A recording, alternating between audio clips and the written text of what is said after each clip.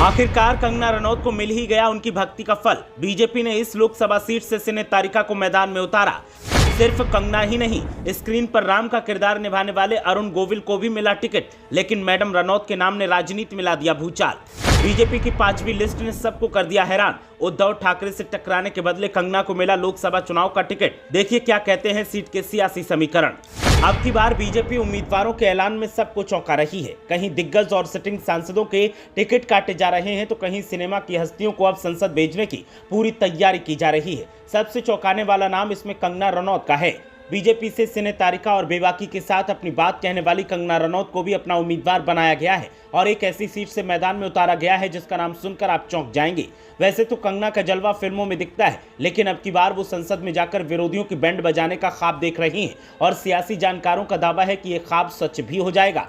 BJP ने जब अपने उम्मीदवारों की 5वीं लिस्ट जारी की तो कई नाम चौंकाने वाले थे, लेकिन कंगना के नाम ने तो उन्हें उछलने के लिए मजबूर कर दिया। इस सूची में यूपी, बिहार समेत तमाम अन्य राज्यों के उम्मीदवारों के नाम हैं। बीजेपी ने हिमाचल प्रदेश की मंडी सीट से कंगना रनौत को उम्मीदवार बनाया है, जबकि यूपी की पीलीभीत सीट से वरुण गांधी का टिकट कट गया है। उनकी जगह जितिन प्रसाद को उम्मीदवार बनाया गया है। इसके अलावा हरियाणा की कुरुक्षेत्र सीट से बीजेपी में एंट्री लेते ही नवीन जिंदल को उम्मीदवार बनाया गया है। इसके अलावा हिसार से रणजीत चौटाला, सोनीपत से मोहन लाल बडोली, रोहतक से अरविंद कुमार शर्मा को मैदान में उतारा गया है। वहीं मेरठ से अरुण गोविल को उम्मीदवार बनाया गया है। गोविल मशहूर रामायण सीरियल में भगवान राम का किरदार निभाते थे और अब वो संसद में सांसदी करते दिखेंगे। अरुण गोविल के नाम ने भी चौंकाया है, लेकिन कंगना के नाम ने हैरान कर दिया है। कंगना का नाम सुना तो फिर विरोधियों में बहस तेज हो गई।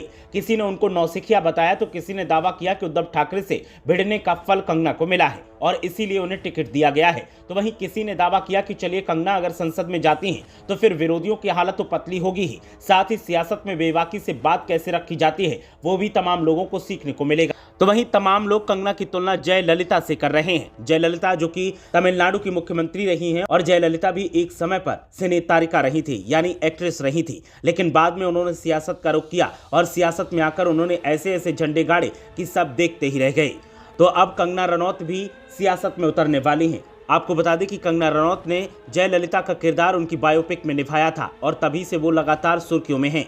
कंगना रनौत को उनके बेबाक अंदाज के लिए जाना जाता है। वो पक्ष विपक्ष किसी को भी नहीं बख्शती। अगर गलती होती है तो वो खुलकर खड़े होकर बोलती हैं और ऐसा बोलती हैं कि देखने वाले दंग रह जाते हैं। तो अब कंगना रनौत को जब लोकसभा का टिकट मिला है और मंडी लोकसभा सीट पर उन्हें उम्मीदवार बनाया गया है, तो उसके बाद से सियासत में हलचल देखने को मिल रही है। जहां मंडी में भी हलचल है तो वहीं सिनेमा जगत में भी हलचल देखने को मिल रही है। देखना यह है कि कंगना कैसे बीजेपी की उम्मीदों पर खरी उतरती हैं। ब्यूरो रिपोर्ट, मीडिया हलचल।